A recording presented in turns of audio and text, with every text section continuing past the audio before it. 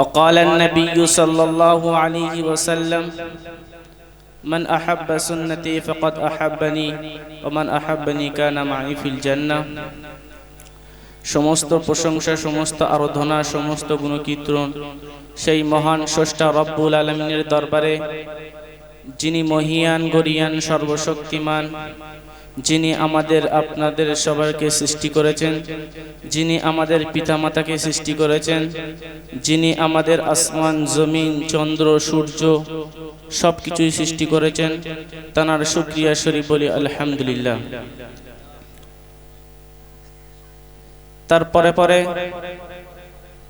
যেই নবীকে না সৃষ্টি করা হলে আমি আপনি, চন্দ্র, সূর্য, এই বিশ্ব জাহানকে সৃষ্টি করা হতো না, সেই নবীর শানে দরুদ শরীফ পড়ি সাল্লাল্লাহু আলাইহি ওয়াসাল্লাম।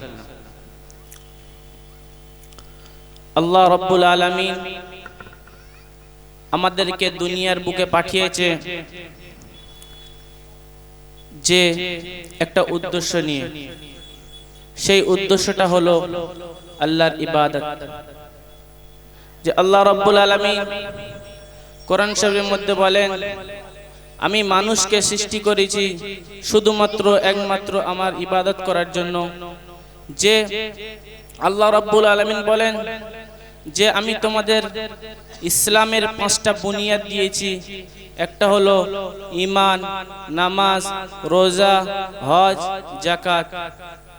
এই ঈমান আনতে গেলে আমাদের করণীয় কাজ কি?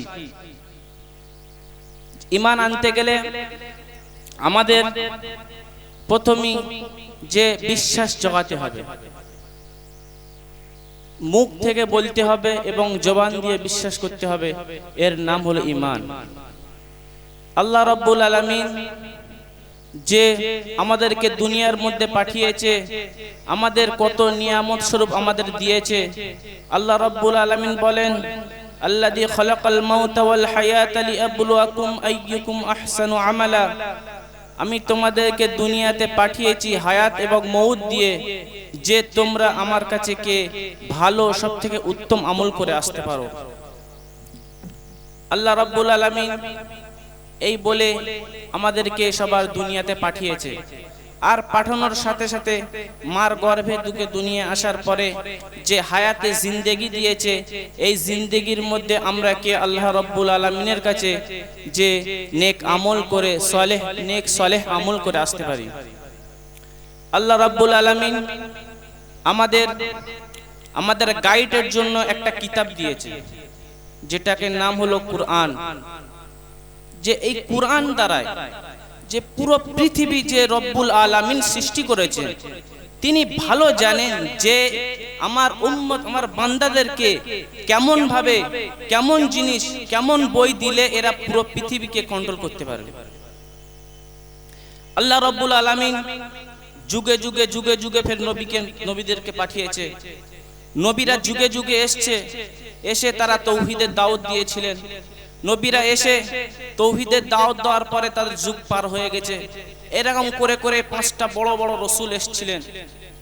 আসার পরে শেষ নবী হযরত মুহাম্মদ মুস্তাফা সাল্লাল্লাহু আলাইহি ওয়াসাল্লাম, যিনি আমাদের আপনাদের নবী।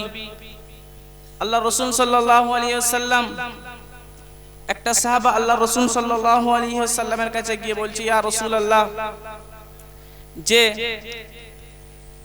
আল্লাহ রাব্বুল আলামিন, আমরা যদি আল্লাহ রাব্বুল আলামিনের কাছে দোয়া করি, আমরা যদি আল্লাহ রাব্বুল আলামিনের কাছে যদি ফরিয়াদ করি, আমরা যদি আল্লাহ রাব্বুল আলামিনের কাছে চাই যে আল্লাহ আমাদের দোয়াকে শুনতে পাবে, কি আল্লাহ আমাদের দোয়াকে মানে বুঝতে পারবে, তখন আল্লাহ রাব্বুল আলামিন বলে, হে বান্দা, আল্লাহ রাব্বুল আলামিন হযরত জিবরাইলকে পাঠালেন। পাঠানোর পরে আল্লাহ রাসূল সাল্লাল্লাহু আলাইহি ওয়াসাল্লাম মসজিদে নববী বসে আছেন, আর সঙ্গে সঙ্গে কোরআনের আয়াত অবতীর্ণ করলেন, উদউনি ইলা আস্তাজিব লাকুম, যে আমার বান্দাদের বলে দাও যে তারা আমার কাছে চাক, আমার কাছে আমি তাদের কথার সাড়া দেব। আল্লাহ রাব্বুল আলামিন এই বলে ক্ষান্ত হননি। আল্লাহ রাব্বুল আলামিন বলেন, দেখো বান্দা, আমি তোমাদের দুনিয়াতে পাঠিয়েছি দুনিয়াতে পাঠিয়েছি শুধুমাত্র আমার ইবাদত করার জন্য। যে বান্দা আমি তোমাদের বলেছি ফালিয়াবুদু রাব্ব হাযাল বাইত, তোমরা আমার ঘরকে ইবাদত করো, আমার ঘরে আরাধনা করো, উপাসনা করো। আমি আল্লাহ তোমাদের ভয় বিপদ আপদ, তোমাদের রুজি রুটির অভাব দেব না। আল্লাহ রাব্বুল আলামিন কোরআন শরীফের মধ্যে বলেন যে বান্দা আমি ছাড়া তোর কে আছে, আমি তো তোর সব। আমি দেখ তোর জন্য দুনিয়াতে কত কি নিয়ামত সৃষ্টি করেছি, তোর জন্য এই যে জমিনটা তৈরি করেছি, এই জমিনটা বিছানার মতন তৈরি করেছি। এই জমিনেরও আল্লাহ জীবন দিয়েছে, এই জমিন চাইলে হারকাত করতে পারে। কোরআন শরীফের মধ্যে একটা আয়াত অবতীর্ণ করেছে, একটা সূরা, ইজা জুলজিলাতিল আরদু জিলজালাহা ওয়া আখরাজাতিল আরদু আসকালাহা ওয়া ক্বালাল ইনসানু মা লাহা ইয়াওমা ইযিন তুহাদ্দিসু আখবারাহা বিআন্না রাব্বাকা আওহা লাহা। যে কিয়ামতের আগে আল্লাহ রাব্বুল আলামিন যখন জমিনকে হুকুম দেবে, জমিন একদম ভিতর থেকে ঝাঁকড়ি দিয়ে ওর ভিতরে যা আছে সব উপরে তুলে দেবে। তখন মানুষ বলবে হাই হাই কি হলো, জমিন কি মাথা খারাপ হয়ে গেছে, জমিনের কি হলো? তখন আল্লাহ রাব্বুল আলামিন, তখন জমিন বলবে যে এটা আল্লাহর হুকুম, এটা আল্লাহর হুকুম, আল্লাহ আমার হুকুম দিয়েছে বলে আজকের আমি তোমাদের উপর সবর করেছি, আল্লাহ হুকুম দিয়েছে বলে আজকের আমি তোমাদেরকে আমি আজকের তোমার কিয়ামতের যে আল্লাহ হুকুম দিয়েছে তার জন্য আমি হারকাত করা শুরু করেছি। আল্লাহ রাব্বুল আলামিন যুগে যুগে যে নবীদের পাঠিয়েছে, নবীদের মধ্যে শ্রেষ্ঠ নবী হযরত মুহাম্মদ মুস্তাফা সাল্লাল্লাহু আলাইহি ওয়াসাল্লাম, যিনি ইহকালের পরকালের বাদশা, জানার হাতে হাউজে কাউসার থাকবে। আল্লাহ রাব্বুল আলামিন আল্লাহ রাসূল সাল্লাল্লাহু আলাইহি ওয়াসাল্লাম কিয়ামতের ময়দানে যখন উম্মতেরা পেরেশান হতাশার মধ্যে থাকবে, তখন সব নবীরা ইনকার করে দেবে। প্রথমেই আদম আলাইহিস সালামের কাছে যাবে, আদম আলাইহিস সালাম বলবে যে না, আমি দুনিয়াতে আমি আল্লাহর কাছে গিয়ে তোমাদের জন্য সুপারিশ করতে পারবো না। আদম আলাইহিস সালাম, মুসা আলাইহিস সালাম, ঈসা আলাইহিস সালাম, দাউদ আলাইহিস সালাম, এরকম করে নবীদের কাছে যাওয়া হবে। কোন নবী আল্লাহর কাছে মাথা তুলে কথা বলতে পারবে না। এক দিক থেকে আওয়াজ আসবে, ইয়া হাবলি উম্মতি, ইয়া হাবলি উম্মতি, হে আল্লাহ আমার উম্মতদের কি হবে, আল্লাহ আমার উম্মতদের কি হবে। আমরা সেই নবীর উম্মত।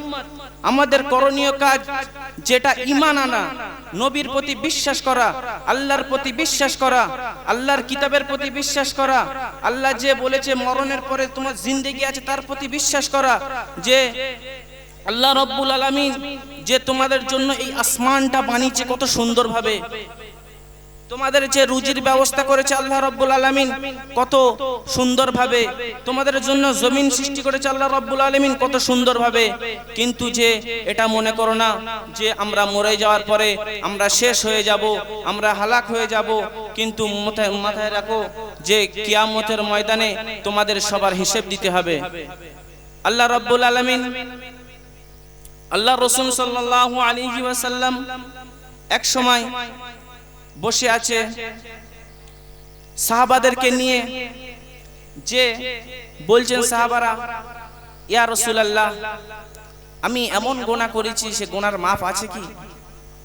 আল্লাহ রাসূল সাল্লাল্লাহু আলাইহি ওয়াসাল্লাম বলছে, সাহাবারা তোমরা শোনো, বনি ইসরাইলের যুগে একটি ব্যক্তি ছিল, তার নাম কিফিল। সে ব্যক্তি দিন রাত জুয়া, মদ, জিনা, ব্যভিচারের মধ্যে লিপ্ত থাকতো। তারপরে একদিন তার সাথে একটা মহিলার দেখা হয়। মহিলার দেখা হওয়ার পরে বনি ইসরাইলের যুগে সেই মহিলার টাকা দিয়ে কিনে নিলেন, নিয়ে তার ইজ্জত করার জন্য, নষ্ট করার জন্য। তা নেওয়ার পরে সে মহিলার কাছে যখন যাচ্ছেন তিনি, তখন মহিলাটা কাঁদতে লাগছে। যে তখন বলছে কিফিল যে তোমার কি হয়েছে, তুমি কাঁদছো? আমি তো তোমার 60 দিনার টাকা দিয়েছি, তোমার 60 দিনার টাকা দিয়েছি, তোমার কি হয়েছে, তুমি কাঁদছো কেন? তখন বলছে যে ভাই কিফিল, আমি আজকের মজবুরান পড়ে আমি এই কাজ করতে লিপ্ত হয়ে গেছি। কিন্তু আল্লাহ রব্বুল আলামিন দেখা পাচ্ছে। আল্লাহ রব্বুল আলামিন এই যে আমাদের দেখছে, যে ওনার দেখার পরে আমি আল্লাহ রব্বুল আলামিনের কাছে